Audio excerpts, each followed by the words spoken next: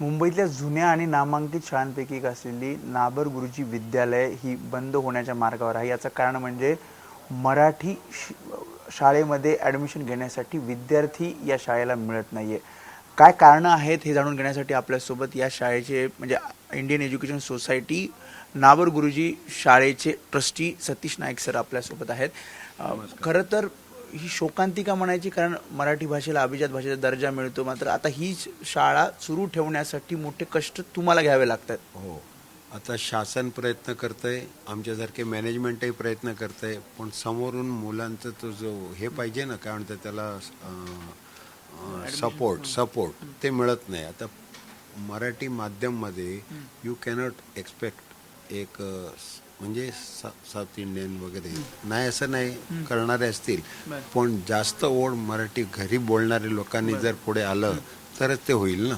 बरं, आमच्या English मिडियमला demand जास्त आहे, तिथेच त्या शाळेमध्ये इंग्रजी तिथे नाही, तिथे एक बिल्डिंग सोडून एक गल्ली सोडून इंग्लिश मिडियम आमचीच आहे, आमच्या भरपूर शाळा आहेत. पण जिथे जिथे मराठी आणि इंग्लिश आहे तिकडे पालक सगळे महाराष्ट्रीयन आहेत आणि अन्य काय जसं डिमांड आहे त्याप्रमाणे आम्ही. आता एका शाळेच्या एका मुलाच्या मागे जर 4-4 अर्ज येत असेल, आता आमचं काय झालं इंग्रजी शाळेसाठी, इंग्रजी शाळेत, आता इंग्रजीमध्ये पण काय झालंय, अजून बदललंय. CBSE ICSE हे पालकांना हवंय. आता आमच्याकडे स्टेट बोर्ड आहे, शासनाचं आहे, अनुदानित आहे, त्याला फीज आहेत, याला फीज नाही आहे. एवढं बघून पण पालक किती खाली असलं की त्यांना असं मनात आहे की इंग्रजी शाळेमध्येच मूल शिकलं पाहिजे. असं काय मला कळत नाही. आमच्याकडे जे आता तुम्ही आता नाबर गुरुजी किती मोठे मोठे शिकून गेलेत, प्रॉस्पर झालेत, हे झाले सगळे आहेत ना आमच्याकडे.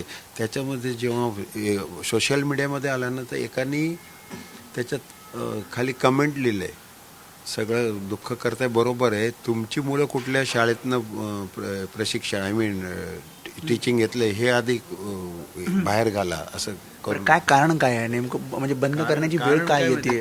खालनंच मुलं येत नाहीत. अर्ज आहे बघा, आमच्याकडे एप्रिल 2025 म्हणजे गेल्या वर्षी, आम्ही अकॅडमिक इयर म्हणतो, त्या वर्षी काय झालं, 60च्या पेक्षा कमी मुलं होती, पण शाळा चालत होती. आजही शाळा चालूच आहे, पण 35 मुलं उत्तीर्ण झाली आणि ते लोक प्रमोट झाल्यावर LC देणारच.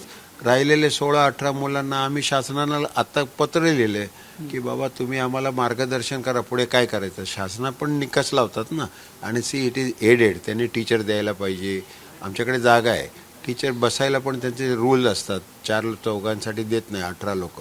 आम्ही त्या पालकांना सांगितलं, तुम्हाला जर पाहिजे असेल तर आमच्याकडे राजा शिवाजी आहे, हे शाळा आहे, तुम्ही या आमच्याकडे, किंवा तुम्हाला, कारण मुलांच्या स्पर्धेमध्ये कॉम्पिटिशनमध्ये आमचा कला विकास आहे, एखादा नाटकाचा कार्यक्रम, शाळा आहे, शिक्षक आहेत, सगळं आहे, मात्र पालक आपल्या मुलाला, आपल्या पाल्याला मराठी शाळेमध्ये तुमच्या घालत नाही. सुशिक्षित मराठी जे पालक आपण जे म्हणतो ना, सुशिक्षित म्हणजे दादर भाग जसा बघितला तर सगळा मराठी पट्टा आहे, तरी पण वेल एज्युकेटेड आहे ना. See, I am not blaming anybody, that is the demand created by the इकडच्या लोकांमध्ये. आता सगळ्या बाबतीत जर तुम्ही बघितलं तर काय करू शकतो हे आम्हालाही कळत नाही. ॲटलिस्ट आता NEP सुरू झालंय, नवीन नॅशनल एज्युकेशन पॉलिसी. आता नॅशनल एज्युकेशन पॉलिसीमध्ये काय, you R to be taught in your mother language. अख्ख्या जगामध्ये mother is the best teacher.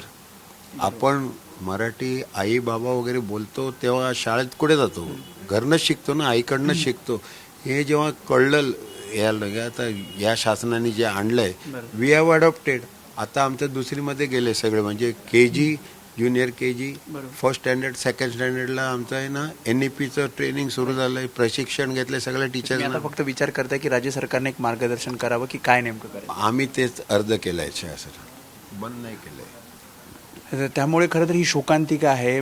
खरं शाळा तयार आहे मुलांना शिकवण्यासाठी, राज्य सरकार पूर्णपणे अनुदान देते, मात्र जे पालकांचा ओढा जो आहे तो इंग्रजी शाळेकडे जास्त आहे, आणि त्यामुळेच नाबर गुरुजी सारखी नामांकित आणि जुनी शाळा, 80 वर्ष जुनी शाळा, ही बंद पडण्याची वेळ त्यांच्यावर आलेली आहे आणि त्यांनी जसं सांगितलं की राज्य सरकारचं मार्गदर्शन आम्ही मागितलेलं आहे आणि खरं तर हे पालकांना सुद्धा आवाहन करतायत मराठी भाषेला अभिजात भाषेचा दर्जा मिळाला, मराठी भाषेत अधिकाधिक शिक्षण घेता यावं या दृष्टिकोनातून राज्य सरकार प्रयत्न करते.